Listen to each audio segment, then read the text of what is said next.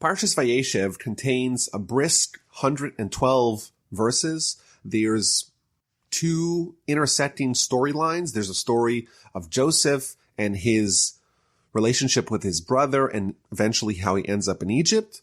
And there's, in the middle of the Parsha, we have the story of Judah, his family, and his child that he bore with his daughter-in-law in a very unusual way. And looking at these two stories from the big picture, we can see now that both of these stories are harbingers of the Messiah and redemption. Joseph, even though he was sold as a slave to Egypt, eventually he became king. And eventually he was there to assist the Jewish people in their formation. And ultimately his sale to Egypt brought about the formation of the Jewish nation. And Judah, even though he has quite a scandalous episode with his daughter-in-law, ultimately the children that are born from that relationship are the forebearers of Messiah. And this is one of the general themes of the Parsha, that redemption, salvation, does not appear in the expected fashion. It's only post facto. Only once all the pieces have settled down, only then can we reverse engineer the episode and examine the divine hand that was manipulating and overseeing everything that happened to bring about the redemption. And the Parsha begins that Jacob settled in the land of his father's sojourns in the land of Canaan. Jacob had spent 22 years away from his father's homeland, away from the land of Canaan. He was 20 years together with Laban, plus 2 years traveling back and making pit stops along the way for a year and a half a year. So it's been 22 years since he was living in Canaan. He's finally back and he's settling down. Rashi tells us that the fact that Jacob wanted to settle down is a little bit of a problem because he's, after all, a tzaddik, he's righteous, and righteous people are never supposed to be complacent. They're never supposed to feel like they have overcome their obstacles. They have accomplished whatever it is that they need to do, and now they can relax. Says Rashi, the Almighty says, Jacob, you want to live in peace and serenity and tranquility? No. In Olam Haba, in the spiritual world, in the next world, in the afterlife, that is when the righteous have peace of mind and can settle down. But if you desire to have peace of mind and to settle down over here, no, that's improper. And therefore, as a result of that, the episode of Joseph and the chaos that engendered in Jacob's life was sprung upon him. And I think, if we look back at Jacob's life, his desire to settle down is quite understandable. His life has been a non-stop litany of upheavals. His brother wants to kill him and he has to escape to Laban. And of course, that's not a place of refuge because Laban is deceiving him and tricking him at every turn. He works for 7 years to marry Rachel, and Laban supplies Leah.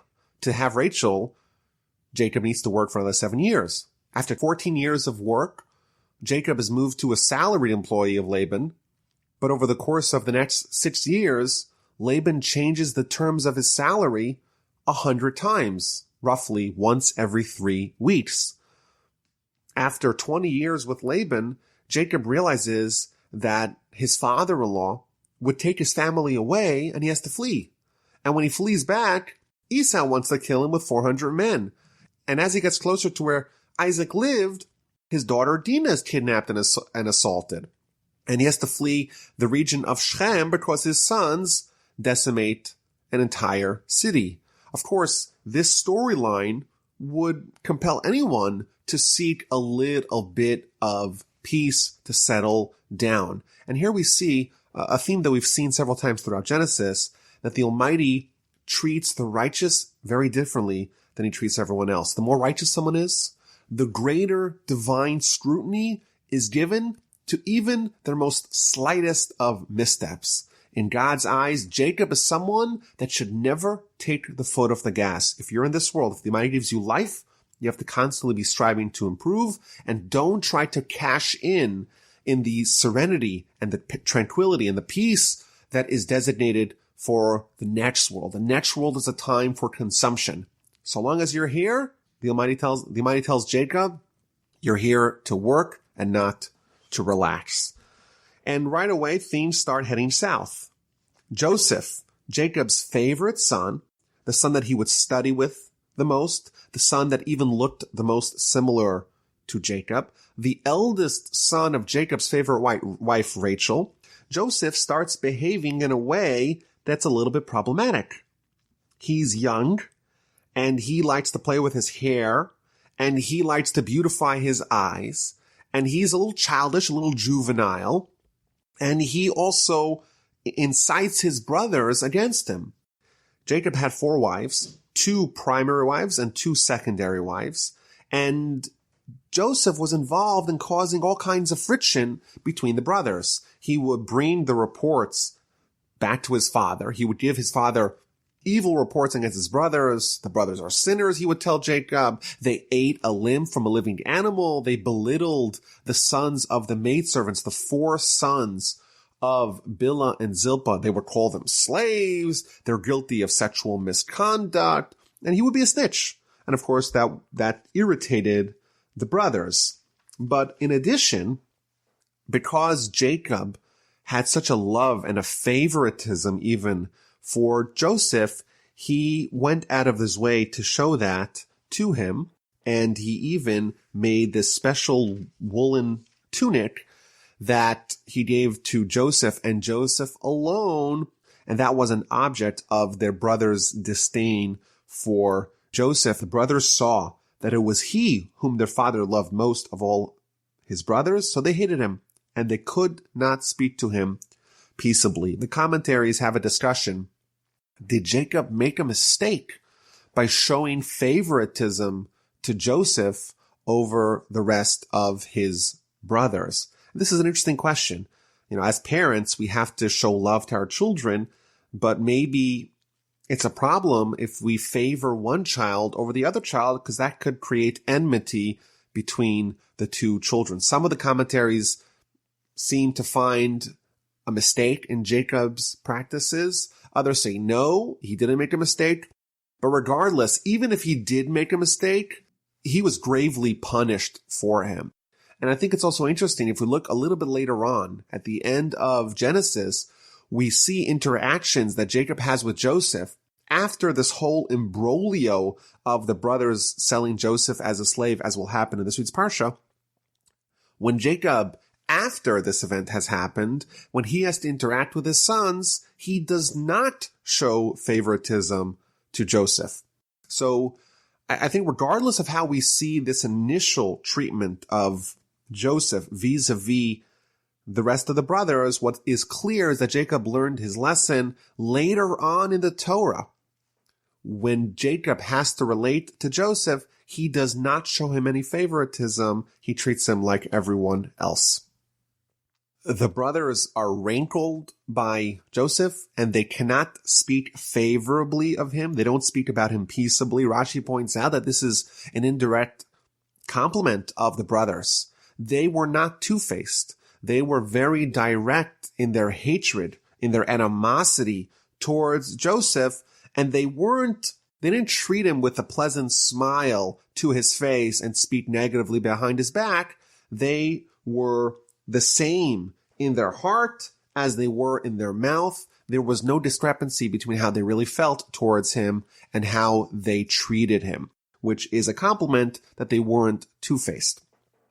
But all this comes to a head when Joseph has a series of dreams. In the first dream, he sees him and his brothers, and they're bundling bundles of wheat in the field. And he tells this dream to his brothers that his bundle arose and stood erect, and your bundles, the sheaves that you had gathered, they bowed down before me.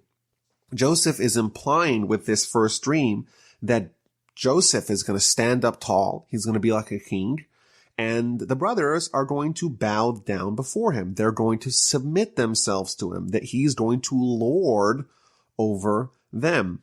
And this only increases the disdain that the brothers have for him. Are you going to be a king over us? Are you going to dominate us? And they hated him even more because of his dreams and because of his talk. And then Joseph had a second dream. In this dream, it wasn't Joseph's bundles versus the bundles of the brothers. It was Joseph himself, and there were 11 stars representing his 11 brothers, the sun representing his father, and the moon representing his mother, and they were all bowing down to him. He tells over this dream to his father and his brothers, and his father scolds him and says, "Is this a real dream? After all, didn't your mother, Rachel, already pass away in last week's Parsha? It's not possible that the moon, meaning your mother, will come bow down before you, because after all, she has passed.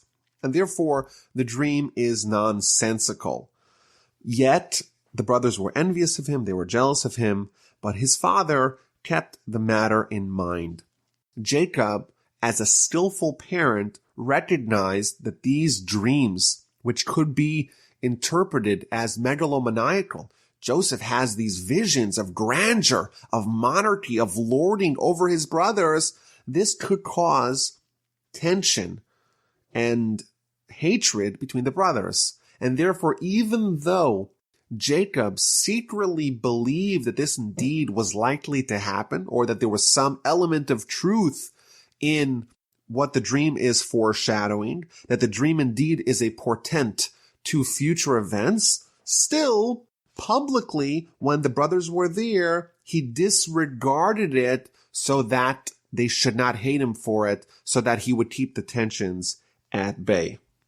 And as we've mentioned previously, every time in the Torah that there is a dream, it is indeed prophetic. The Talmud in the book of Brachos tells us that even today, when we have dreams, there is a small element of truth in those dreams, a small element of prophecy in the dreams, even though the majority of the dream can be nonsensical. Joseph has a dream, and the dream indeed is portending to events that are going to happen in next week's Parsha. Joseph will become a king, and the brothers will bow down before him. As a general rule, the proportion of reality that is going to be conveyed to us in our dreams are the same proportion of how spiritually inclined we are during the day. The more someone's involved with Torah and truth, the more truthful their dreams are.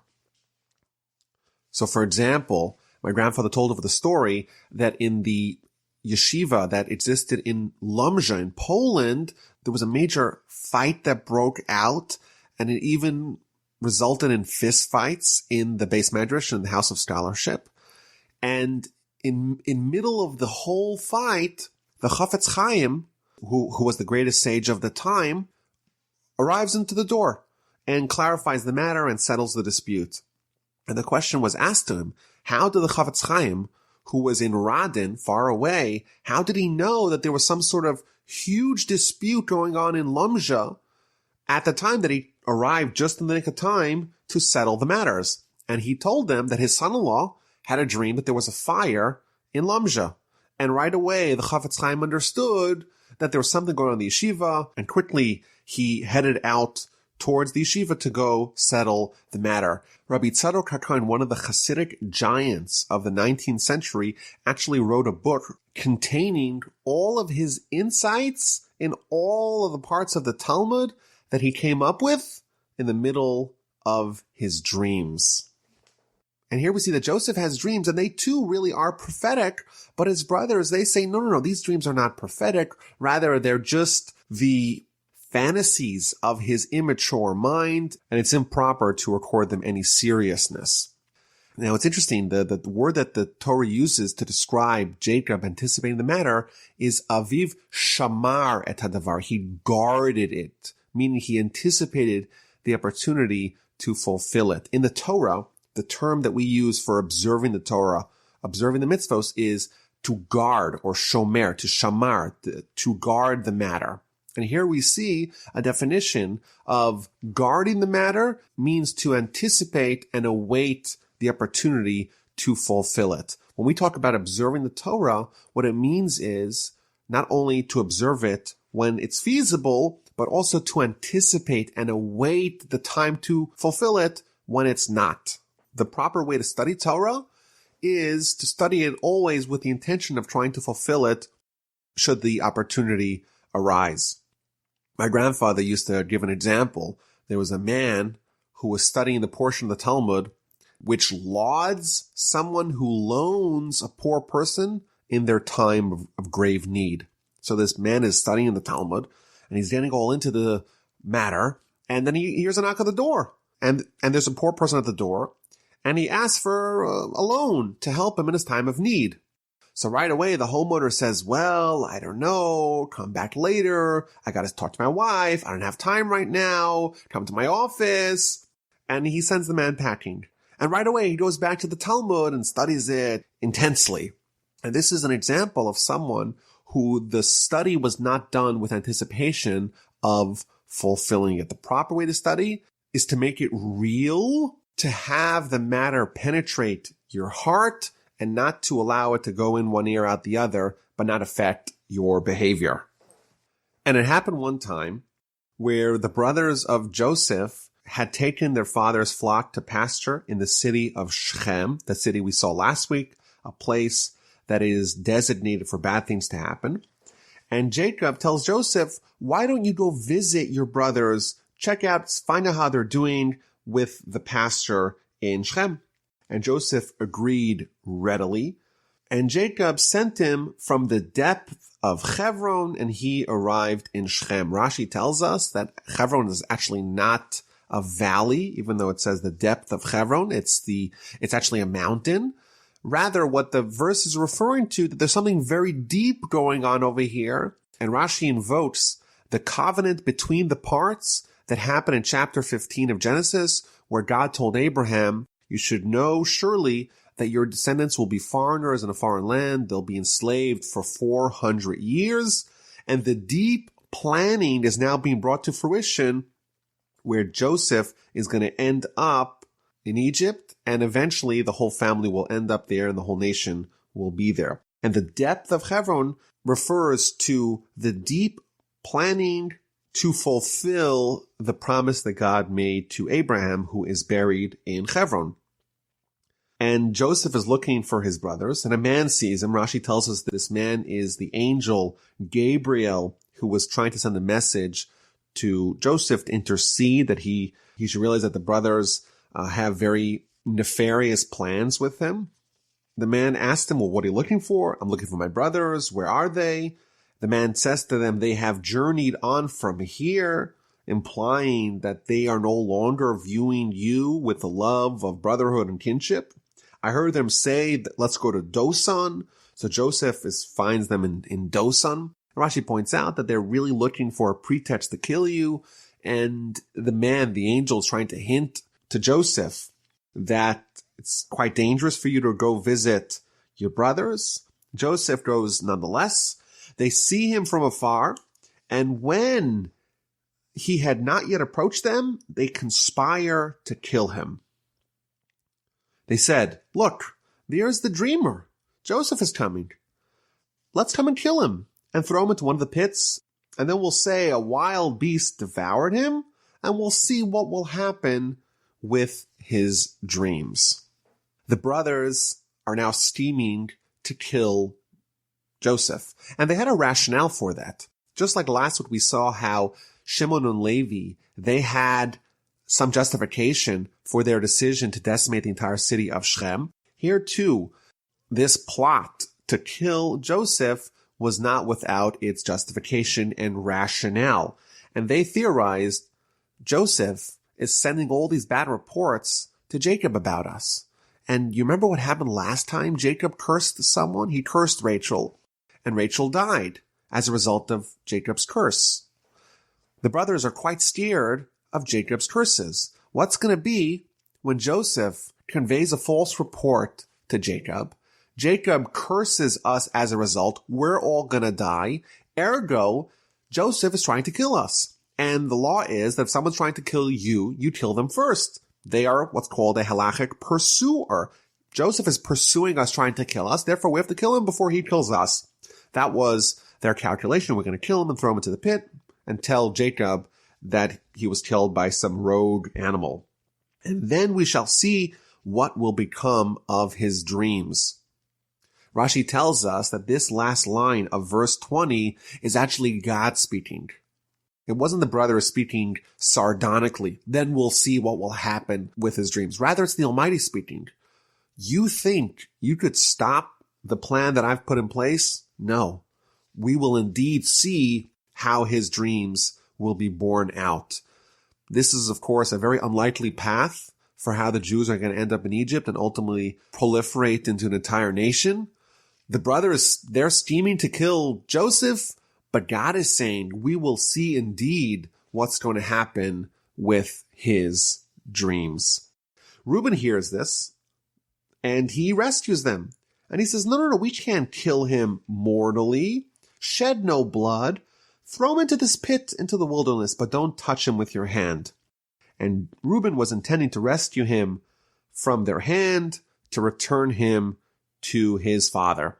So they listened to Reuben. Joseph arrived. They stripped him of his tunic. According to the Midrash, they stripped him of all his clothing, and they threw him into the pit. The pit was empty. There's no water in it. Rashi tells us there's no water in it, but there are snakes and scorpions in it. And this is kind of interesting. Reuben is trying to save Joseph. We shouldn't shed his blood. We shouldn't lay a hand on him. Instead, we should throw him into the pit. Well, what's in the pit? There ain't no water. But you know what there is in there? There is snakes and scorpions. It seems kind of odd. If Reuben's trying to save Joseph, why doesn't he actually save them? In addition, if the brothers are trying to kill Joseph and they feel like they're justified in trying to kill him, well, then why do they agree to Reuben's plan to throw him into the pit? So there's a very famous teaching here from the Or HaChaim, one of the commentators on the Torah. He explains that Reuben was arguing to the brothers, listen, you think that Joseph is guilty of a capital offense, and therefore we have to kill him. He's a pursuer. He's trying to kill us, and therefore we have to kill him first. You know what? Maybe you're right, but maybe you're wrong. And what's going to be, if we decide to kill him, if we ourselves choose to kill him, it's possible that Joseph is really innocent. But because we are taking this drastic step of killing him, we're going to kill him even though he's innocent. We have free will. Our free will can even effectuate the death of someone else who is really innocent. However, if we throw him into the pit, in the pit there are scorpions and snakes. If the scorpions and snakes who don't have free will, if they kill him, then it is indeed evidence that he is guilty. And therefore we can use this proxy as a way to verify his guilt and or innocence. We'll throw him into the pit, and if he's guilty, he's going to be killed by the snakes or the scorpions. If he's innocent, he is going to survive, which is a very interesting and actually quite controversial opinion here, that there has to be some point where we have free will, and then there's another point where God makes a decision, because if we have free will, well, we've made the decisions, and if God has the choice, then he makes the decisions.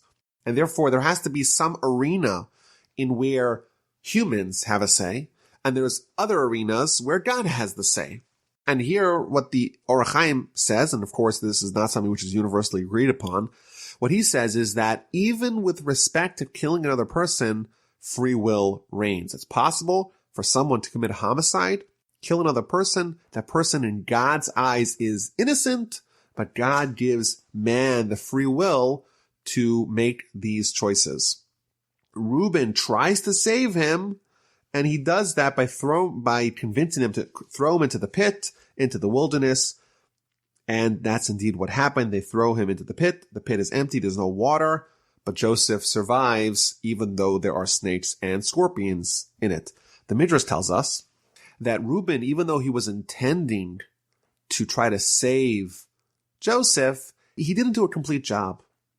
He should have placed Joseph on his shoulders, told the brothers, if you want to kill Joseph, you have to kill me first, and marched him out of there to his father. Reuben made a misstep by not completing what he had started. He had began in the effort of trying to save Joseph, and he stopped before Joseph was totally saved. Meanwhile, Joseph is in the pit, and the brothers are there near the pit, and they see a caravan of Ishmaelites, of Arab merchants, traveling on their way to Egypt. Their camels contain all these spices, balsam, lotus. And Judah pipes up. And Judah says, are we really going to kill our brother and cover up his blood? I have a better solution. Instead of allowing Joseph to be killed in the pit, let's sell him as a slave to the Ishmaelites. Let our hands not be guilty of killing him. After all, he's our brother. He's our own flesh. And the brothers agreed. They sold Joseph as a slave in exchange for 20 pieces of silver to the Ishmaelites. The Ishmaelites eventually sold him again, and he was sold again, and eventually Joseph is sold to Egypt. Sometime later, Reuben returns to the pit. He had come back to rescue Joseph, and he finds that the pit is empty. Joseph is not there, and he realizes that something really terrible has happened. The brothers take Joseph's tunic. They slaughter a goat. Rashi tells us the goat has blood which is similar to the blood of a human. They dip the tunic in the blood, and they send it to their father, to Jacob. We found this, they tell him. Identify, if you please, is this your son's tunic or not? Jacob recognizes it. He says, my son's tunic, a savage beast devoured him. Joseph has surely been torn to bits. Jacob tears his garments in mourning. He sits in sackcloth, and he is totally inconsolable no matter what his children try to do to brighten Jacob's mood. He mourns incessantly. His father bewails him, and eventually the chapter ends where Joseph is sold to Potiphar, one of Pharaoh's ministers, the chamberlain of the butchers in Egypt. So there's a few things to point out in this episode. The first unusual matter here is that the Torah tells us that the caravan of Ishmaelites were carrying spices, balsam, and lotus. This seems like a very trivial bit of information that the Torah finds it necessary to tell us the cargo of the caravan that bought Joseph as a slave. Rashi tells us something quite surprising. Why did Scripture tell us the cargo of the caravan that carried Joseph? To tell us the reward of the righteous. Because normally, the Arab merchants, all they carry is foul-smelling items. And here, we see that they're carrying spices. And this shows us the reward of the righteous, meaning the reward of Joseph, that he should not have the unpleasant smell when he descends to Egypt. But this is, of course, very surprising. Joseph was just betrayed by his own flesh and blood. His own family members sold him as a slave. He's heading out to the unknown. He was not treated like a Jewish slave. I'm sure he wasn't given the pillow and a blanket. He was treated probably very harshly. And here Rashi tells us that this is reward for the righteous, that they get to smell the wonderful perfume on the way down to Egypt. If you were to ask Joseph, I'm sure he wouldn't be thinking at all about what it smells like. He must be terrified. He must be humiliated. He must feel betrayed that his own brother sold him as a slave. What is the meaning behind this idea that the Torah highlights the pleasant smells that Joseph was able to enjoy on his way down as a slave in shackles to Egypt? So I think there's maybe two ways to understand this. First of all, it's a lesson in understanding suffering. We believe when someone suffers, it is from God, it is purposeful, and the exact amount of suffering is taken into account by God. Of course, what the caravan smelled like was very, very low on the matters that Joseph was concerned with when he was sold as a slave to Egypt. Of course. But Joseph did not need to have that level of suffering. The small iota, which was the bad smell, Joseph didn't need to have, and therefore he didn't have it. For whatever reason, the Almighty decided that Joseph needed to suffer, but he didn't suffer a single smidgen more than what was exactly perfectly measured by God, which was necessary.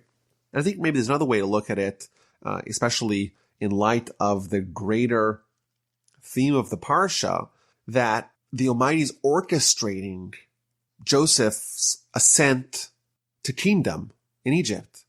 In God's eyes, God knows how this is all going to play out. This is all part of the prophecy that Joseph was shown in his dream, that he's going to be a king and his brothers are going to bow down to him. He doesn't know it at the time, but God does.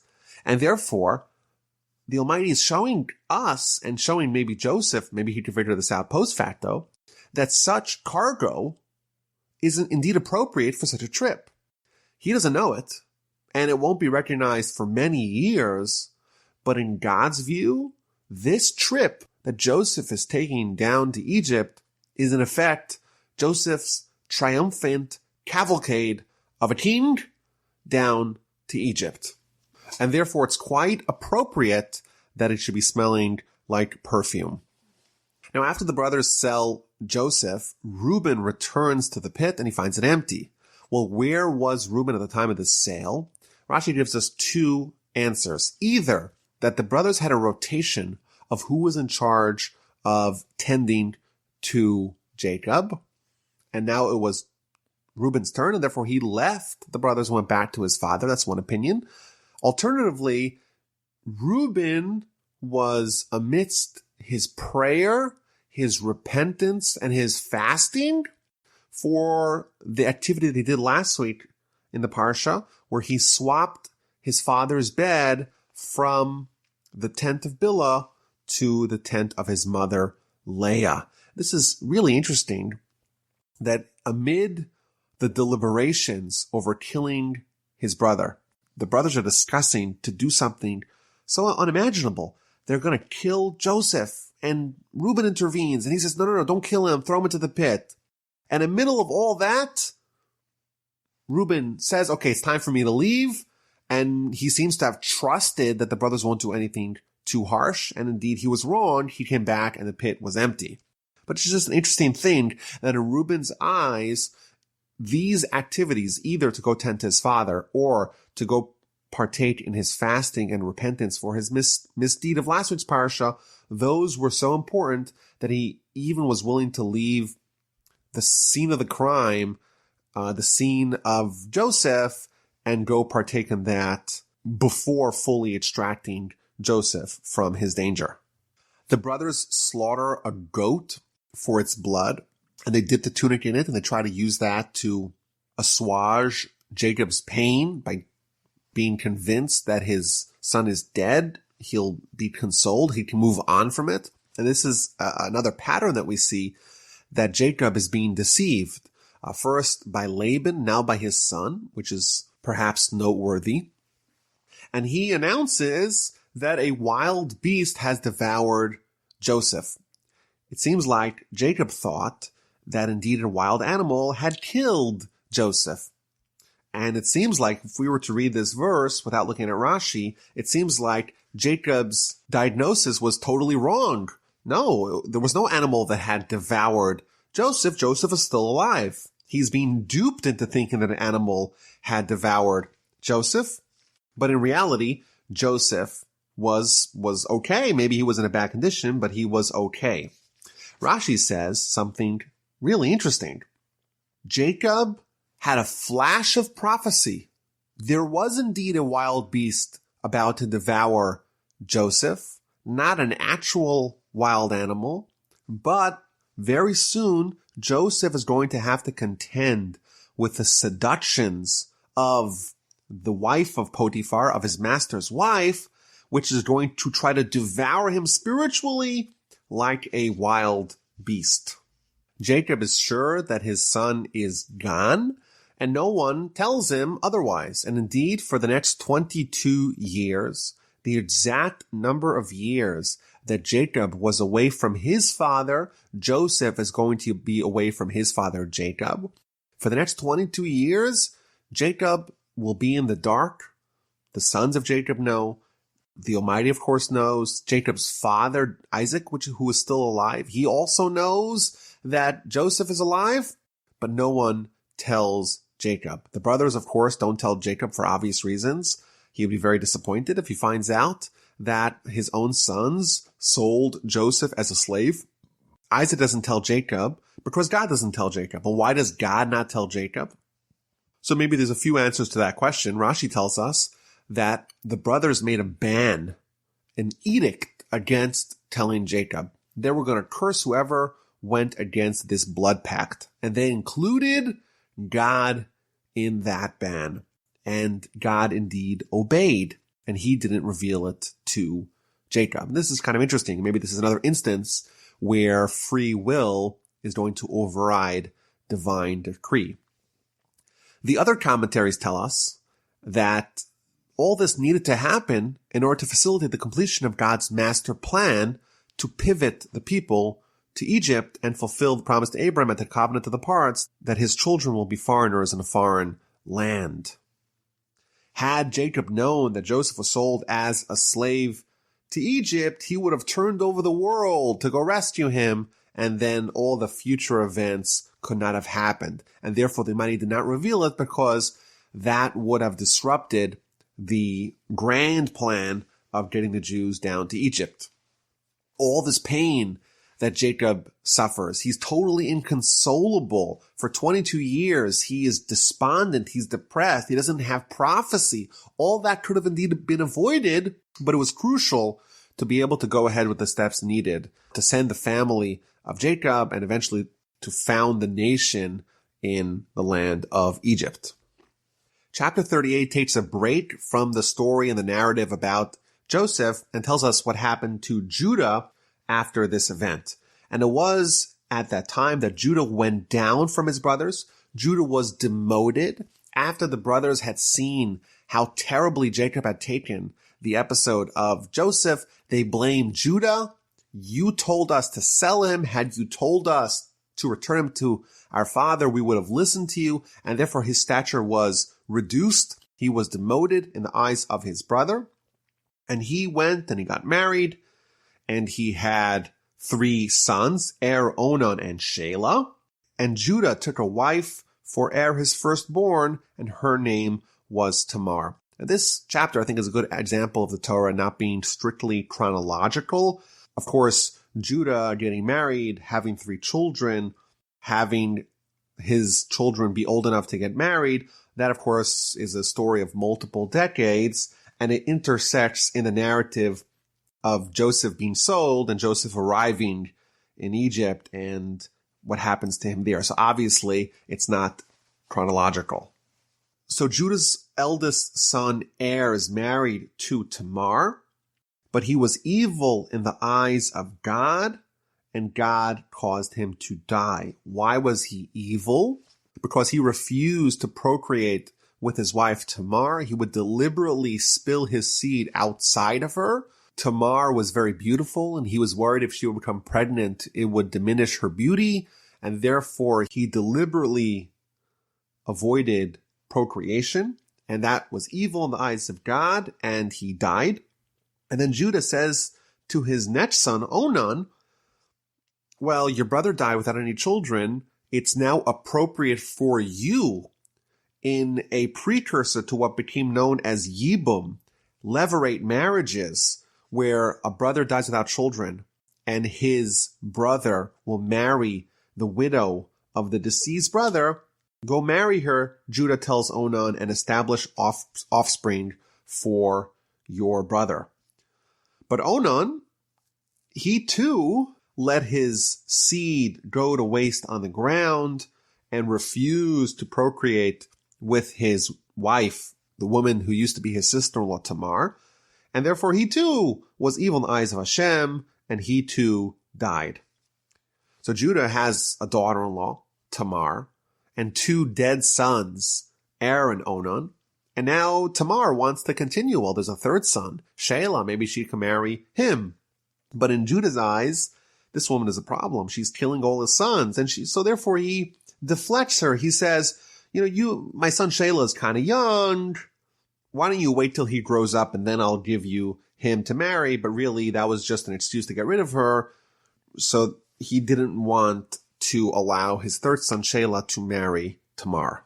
In his view, he attributed the death of his sons to their common wife Tamar, when in reality it was their own sins that contributed to their early demise. Sometime later, Judah's own wife dies, and our sages find in this death of Judah's wife a little bit of measure for measure, tit for tat, for Judah's own behavior. The Midrash tells us, whoever begins doing a mitzvah, but does not complete it, but does not finish it, they will bury their wife and their sons. Judah began a mitzvah of saving Joseph. He said to them, don't kill him, save him, sell him as a slave, but he didn't complete it. He didn't actually return Joseph to Jacob, and therefore his wife and his sons had to die. And this is measure for measure. Why? When someone starts something but doesn't complete it, then the appropriate punishment is that they should start something else and not be allowed to see it come to fruition. Judah started saving Joseph but didn't finish it. Therefore, God says, you'll start building a family, but you won't get to finish it because your wife and your children will die. And after Judah's wife dies, Tamar, his daughter-in-law, she realizes that this was all a ruse. She's not going to be allowed to marry Shelah. And she's very desirous of having children from the family of Judah and from the family of Jacob. So she takes off her widow's garb. She dresses up as a prostitute, and she sits by the crossroads waiting for Judah to arrive. Judah sees her. He thinks she's a harlot. She covers her face. And they start negotiating on a price for her services. And Judah tells her, okay, I'll give you an animal if you sleep with me. But I don't have an animal with me. You have to trust me. I'll pay you later. She says, sure, but provided that you give me some sort of collateral to ensure that you will actually pay. And Judah gives her his signet ring, the garment that he would use to wrap himself, and the staff. In effect, Judah gave his daughter-in-law that he didn't realize was his daughter-in-law. He gave her 3 items that were easily identifiable with him. They consorted together. She became pregnant. She left. She went back and got dressed up as a widow again. And Judah went along his way. Now Judah wants to recoup his collateral, so he sends one of his people to go give an animal to this prostitute, and they don't find her. And no one seems to know of anyone fitting that description. And Judah's man returns to him empty-handed. There's a woman out there whom Judah spent time with, who now has 3 identifying items to show that she had this relationship with him. And 3 months later, and Judah gets a message. Your daughter-in-law, Tamar, who's really supposed to be waiting to marry your son, Shelah, she must have committed harlotry. She's pregnant after all. 3 months have passed, and now she's showing. And Judah was, I guess, the religious leader of the locale. And he says, take her out and let her be burned. That is what is done to women who behave in such a manner, or at least that's what was done at the time. Let her be burned. And as she was taken out, she sends a message to her father-in-law. She sends those 3 items, and she tells him, by the man to whom these belong, that is the father of the child. Identify, if you please, whose are these signet, this wrap, and this staff. Judah recognized, he says, she is right. It is from me. I didn't give her my daughter Shelah, and therefore she took this drastic action. So a few things over here. First of all, Judah, he was the one who killed the goat to dip Joseph's tunic into it to deceive his father. And here, he's supposed to send a goat to Tamar, to this prostitute, the person he thought was a prostitute, as payment, and he is deceived with a goat, measure for his deception with a goat.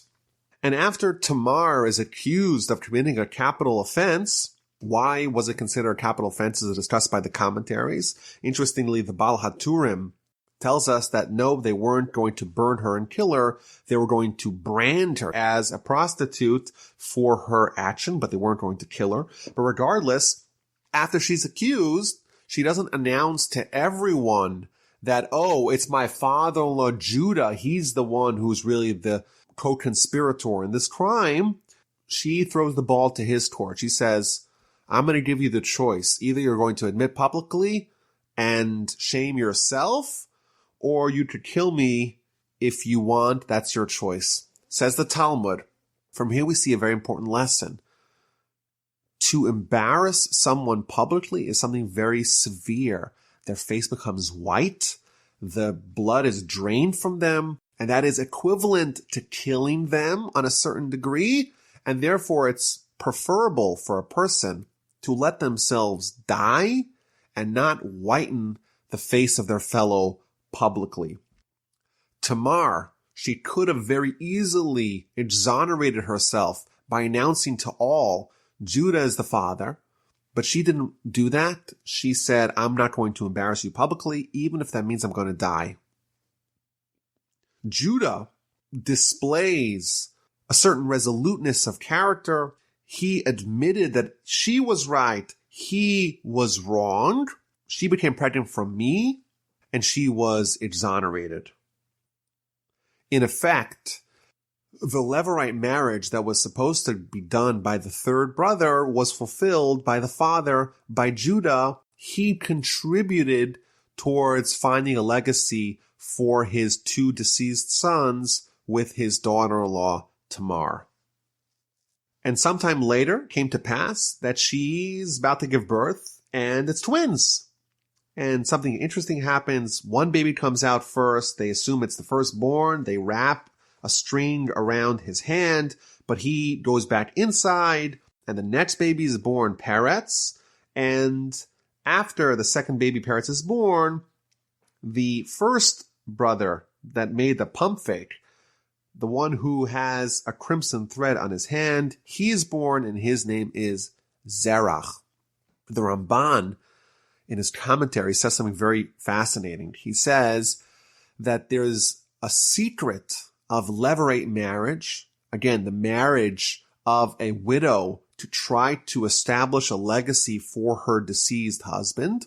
What happens in that transaction is that the soul of the deceased husband returns to the child born from his wife. Tamar, she has two deceased husbands, the two eldest sons of Judah, Er and Onan, and therefore there's two souls that need to be perpetuated via the Levirate marriage done by Judah, and therefore she has twins. One of those children has the soul of Er, and one of those children has the son of Onan, and they are able to maintain a certain legacy through this Levirate marriage. This story is actually telling us the origins of King David, and by extension, the origins of the Jewish monarchy and of the Messiah. And this is another theme that we see throughout the whole Parsha, that redemption, salvation, the stories of the greatest heroes and saviors of our people are not necessarily scandal-free. Quite the contrary. They are very much replete with scandal.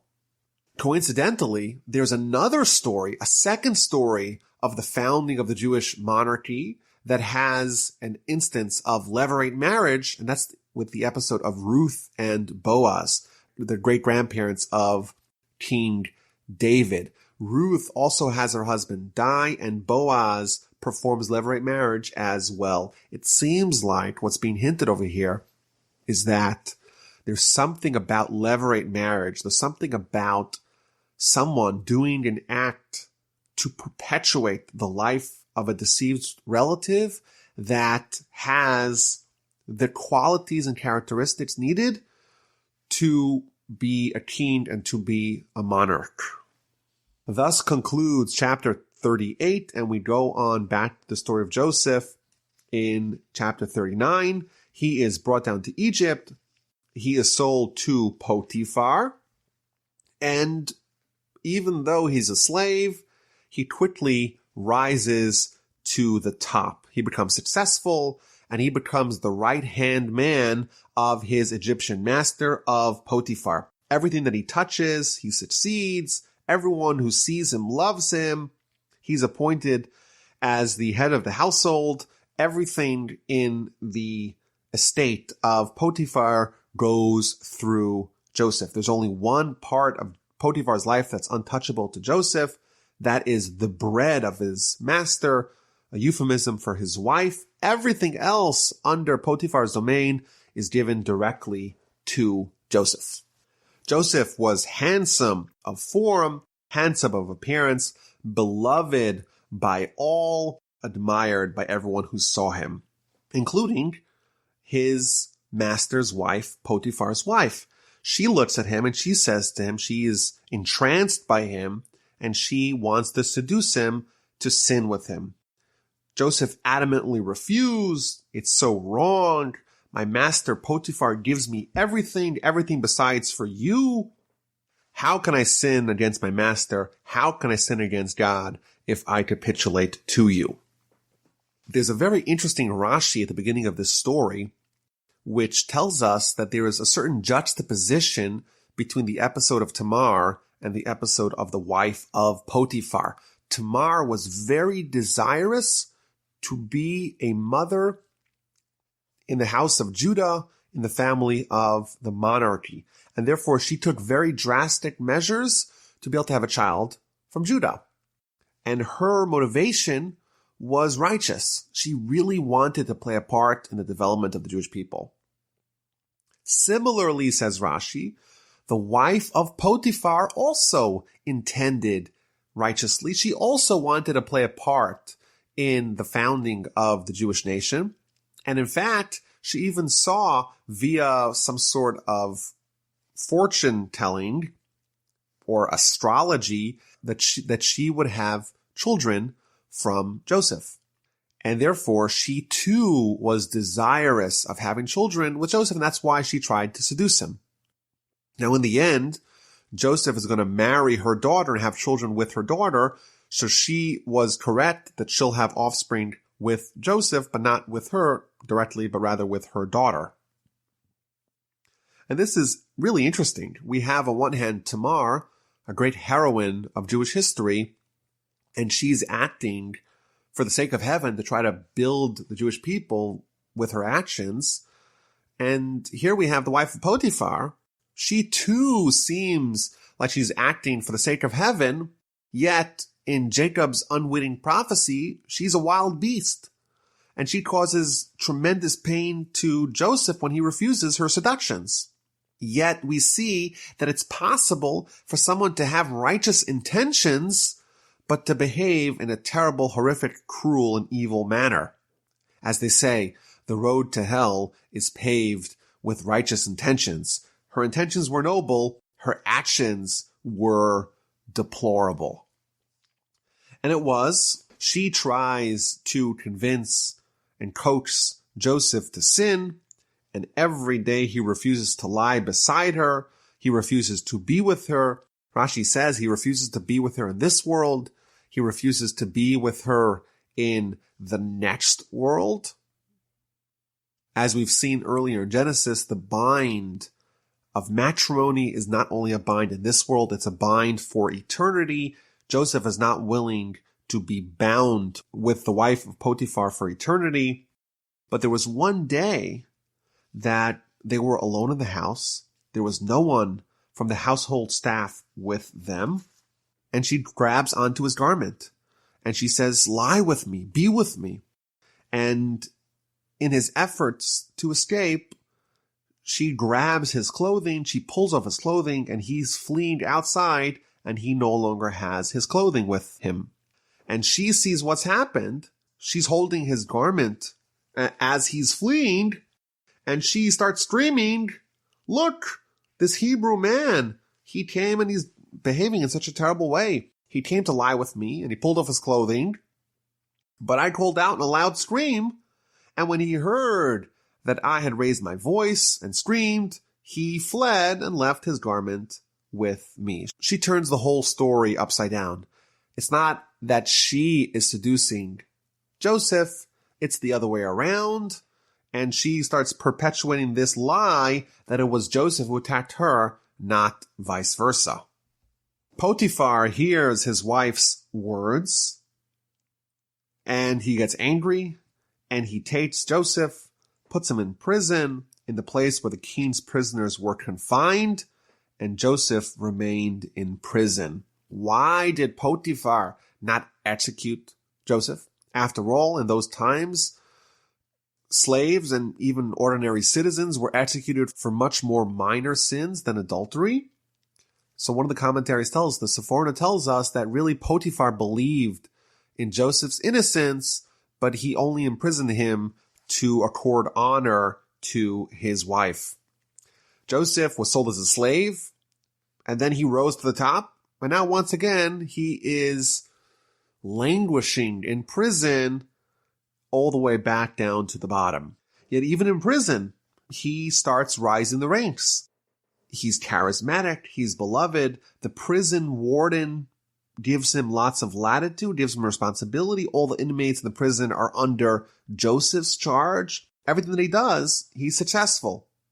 Whatever Joseph did, he flourished. Again, Joseph is being punished. He has to suffer, even though he's innocent. He was indeed someone who did the right thing. He was resistant to sin. In fact, the Talmud says that when someone who's a sinner is brought before God, and God asks the sinner, "Why did you not study Torah? Why didn't you act properly in your lifetime?" The sinner is going to tell God, "Well, I was so busy because I had such a strong desire to sin, I couldn't have studied. I was so beautiful, I was so handsome, I was so enamored with my own beauty that it just totally took over my life, and I just lived a life of sin." God is going to respond to such a person, "Are you more beautiful than Joseph?" Every single day, he was harassed and seduced by the wife of Potiphar. Every day she would switch clothing for him. By day and by night, she would never wear the same clothing. She's constantly trying to seduce him, and he did not yield, and therefore Joseph is going to obligate all the sinners. All the sinners will not have an excuse, because compared to Joseph, their test is more minor, and therefore if Joseph was able to overcome, that shows that it's possible to overcome such situations. Joseph is the paradigm of resistance to sin. And what does he have to show for it? He's once again languishing in prison. And again, at that time, if we just freeze it in place, it seems like Joseph is just being battered again and again. All the terrible things that could possibly go wrong with him. But after the story is over, we see how the Almighty is actually orchestrating his ascent to the throne. Chapter 40 begins with another crime that resulted in imprisonment, where the baker and the cupbearer of the king of Pharaoh, they sin against Pharaoh, and they too are thrown into prison, and they become cellmates with Joseph. Rashi tells us that this is an example of the Almighty intervening to save the honor of the righteous. As you may imagine, when Joseph was imprisoned, there was a huge scandal. There's this slave, and he's trying to seduce this very important noble woman, and he's thrown into prison. And that was, of course, going across all of Egypt. Everyone was talking about that story. And therefore, the Almighty threw a wrench into the news cycle. He created a different scandal to diffuse the attention given to Joseph's alleged misconduct and make people talk about something else, let them focus on the next item on the list and forget about what happened previously. So now we're following three people in prison. There's Joseph, and then there's the cupbearer and the baker. And one night, they each have a dream. Each one of them has a dream, and they also have the interpretation of the other guy's dream.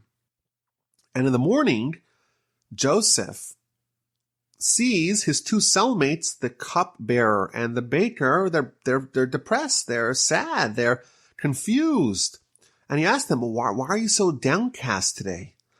And they both tell him that we had this dream and we have no way to understand what the message is. And Joseph tells them, why don't you share your dream with me? After all, the interpretations of dreams are in the eyes of God, but maybe I can help you decipher what the message is. So the cupbearer tells Joseph the dream. In the dream, there was a grapevine in front of me. There were 3 tendrils on the grapevine, and it blossomed, and the clusters are ripening into grapes, and Pharaoh's cup is in my hand. I take the grapes, I squeeze them into the cup, and I place the cup on Pharaoh's palm. So Joseph tells him, I'll tell you what the interpretation of the dream is. The 3 tendrils are 3 days. In 3 days, Pharaoh will restore you to your post. Pharaoh will remember you, and you will be brought back to service of Pharaoh. Once again, you will be placing Pharaoh's cup in his hand. And do me a favor, don't forget about me. Mention me to Pharaoh. Maybe Pharaoh will grant me a reprieve. Maybe Pharaoh will commute my sentence. I did nothing wrong. And maybe he'll take me out of this prison, out of this dungeon. Now, meanwhile, the baker, he hears this interpretation and he realizes that this must be true because the baker was given his dream plus the interpretation of the cupbearer's dream and vice versa. And he therefore knew that Joseph's interpretation was accurate. So he tells him, well, I also had a dream. In my dream, there were 3 wicker baskets on my head. And on the top basket, there were all kinds of food, all kinds of baked goods, and there are birds pecking away from the food in the basket above my head. So Joseph tells him, I'll give you your interpretation. You might not be as happy with it as the one of the cupbearer. Those 3 baskets, they too represent 3 days. In 3 days, Pharaoh will decapitate you and hang you on a tree, and the birds will eat your flesh. And indeed, it happened. 3 days later was Pharaoh's birthday. He reevaluated the status of all his servants. He restored the cupbearer to his previous role. He killed the baker just as Joseph had interpreted. It's been pointed out that the reason why the cupbearer was restored to his job, whereas the baker was killed, that may actually be a result of their character. How so? The cupbearer, he had his own dream plus a dream of the interpretation of the baker's dream. The baker actually died. And therefore, what happened the next day? The next day, he was sad. Why was he sad? Because his cellmate, his friend, the baker, was about to die. And therefore, he was sad. And therefore, it shows that he was a righteous person because he was sad with the downfall of other people. Conversely, the baker, he had his dream and the interpretation of the cupbearer's dream. Therefore, he knew that the cupbearer was about to be restored to his post. And the next day, he was sad. Clearly, he was someone who gets sad when other people succeed. And therefore, he was someone of bad character, and therefore it's appropriate that the baker was killed, whereas the cupbearer was restored to his post.